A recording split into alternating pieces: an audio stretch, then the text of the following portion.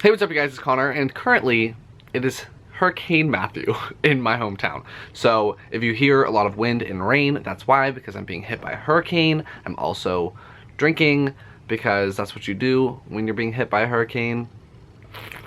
Today, I'm going to be continuing my 2016 reading wrap-up with books 116 through 120, I believe. Not sure, not checking. You guys know how this goes, so let's get started. The 116th thing, I think, that I read in 2016 is going to be Proxy by Alex London. This is the first book in the Proxy duology. It follows a boy named Sid, who is Nox's proxy in this world. It's a dystopian science fiction world where if you're rich enough, you can pay for someone else to take all of your punishments for you. So if you get in trouble for stealing, the proxy will get the punishment instead of the actual person.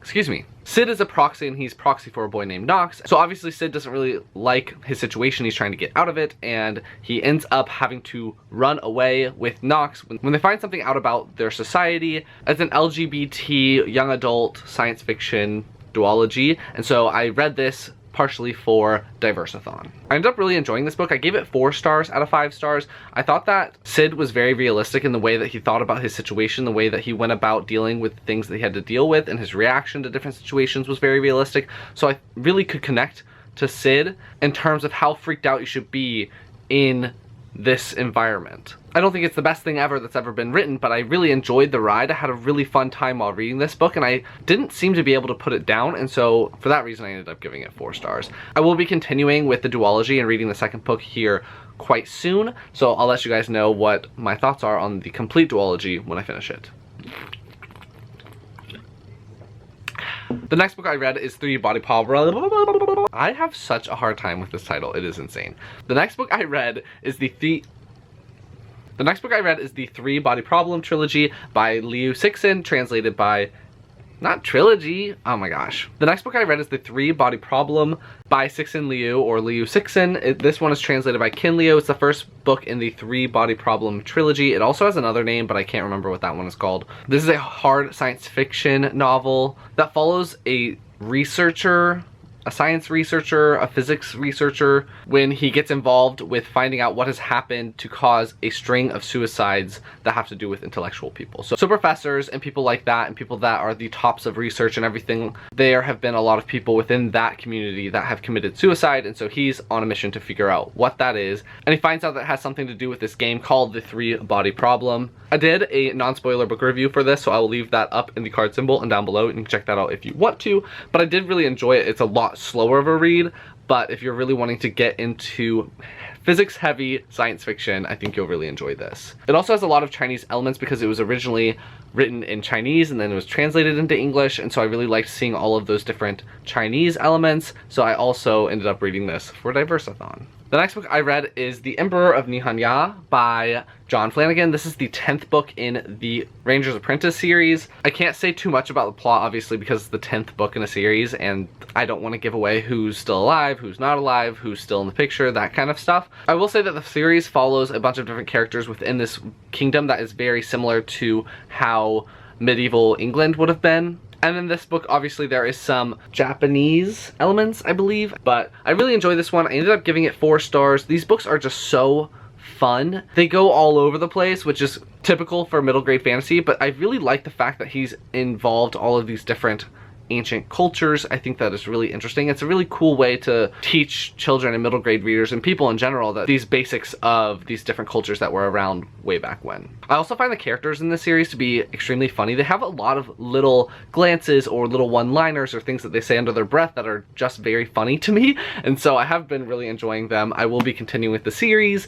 I only have 2 more books left in this series, I believe. This says the final battle, but I don't think that's true. I then read Simonthorne and the Wolf's Den by Aimee Carter. This is the first book in the Simonthorne series. I was actually sent this book by Bloomsbury to possibly read it and review it, and I have since read and reviewed it, so I'll leave a link to my review up in the card symbol and down below if you want to check it out. It basically follows a boy named Simonthorne that finds out that his family can turn into animals, and so there's a bunch of people that can turn into animals, and there's a whole bunch of different types of animals that people can turn into.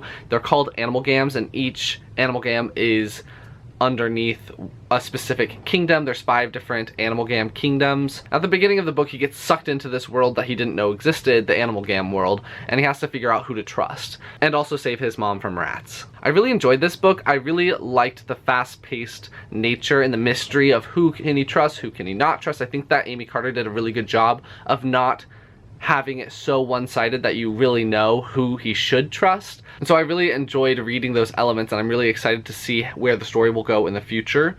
I ended up giving this book 4 stars. It's a weaker 4 stars for me. I think it's like a 3.75, 3.5, 4 stars, somewhere in that range. I haven't decided what it is in my head yet, but I really did enjoy it, and I definitely recommend it if you're looking for books where people can turn into animals and they have different, you know, powers and stuff like that. I just love those kinds of books. And the 120th thing that I read in 2016 is going to be Demigods and Magicians, Percy and Annabeth Meet the Canes. This is the Percy Jackson Kane Chronicles crossover stories. If you want to read this and you don't want to be spoiled for stuff in any of Rick Riordan's series, you have to read Percy Jackson, the Heroes of Olympus, and the Kane Chronicles before you can read these crossover stories. That being said, I really enjoyed them because I read the Kane Chronicles when they first came out, so in between Percy Jackson and the Olympians and the Heroes of Olympus, that's when the Kane Chronicles came out, and so it has been a very long time since I have read any stories with Sadie or Carter, and so it was really fun to see how they interact and to get some explanation on how all of these different gods from the different pantheons of ancient cultures can coexist in the same world. How the Greek gods, how the Roman gods, how the Egyptian and the Norse gods can all coexist when they all have different things going on, like different underworlds, different versions of heaven, stuff like that. So it was really cool to get some answers from that, as well as getting some answers about the mist in the Percy Jackson books and how that relates to some of the magical stuff going on in the Kane Chronicles and the Duat and everything like that. So it was really cool. I really enjoyed it. I ended up giving this set of short stories 4 stars because I really enjoyed them. I think that actually adds something to the stories, and I could definitely see, if Rick Riordan wanted to, having all of these series come together and having more crossover stories, or maybe just a series on having all of the main characters, or at least characters from each of these different worlds that he's written, come together to fight against another evil. So I definitely recommend all of Rick Riordan's books. So those are the next 5 things that I read in 2016. If you like this video, please give it a big thumbs up and comment down below on any of the books that I've been reading recently. What books have you been excited to read recently? If you have any recommendations, leave those down below as well, and I will talk to you guys next time.